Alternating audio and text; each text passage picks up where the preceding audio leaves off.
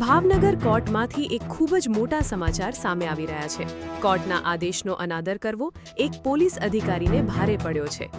અગાઉ પાલીતાણા અને ભાવનગરમાં ફરજ બજાવી ચૂકેલા અને હાલ બોરસદના પીઆઈ પીબી જાદવ સામે કોર્ટ લાલઘૂમ થઈ છે।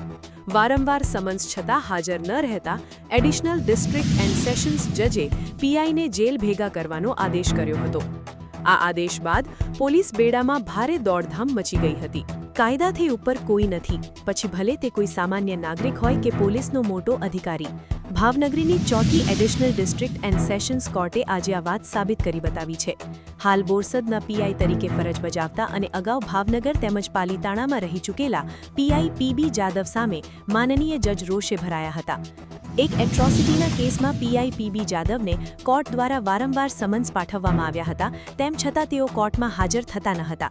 કોર્ટના આદેશની સતત અવગણના થતાં આખરે જજે કડક વલણ અપનાવ્યું હતું અને પીઆઈ વિરુદ્ધ NBW એટલે કે નોન બેલેબલ વોરંટ ઇસ્યુ કર્યું હતું। આ વોરંટના આધારે પીઆઈ કોર્ટમાં હાજર થયા ત્યારે જજ ભારે નારાજ થયા હતા।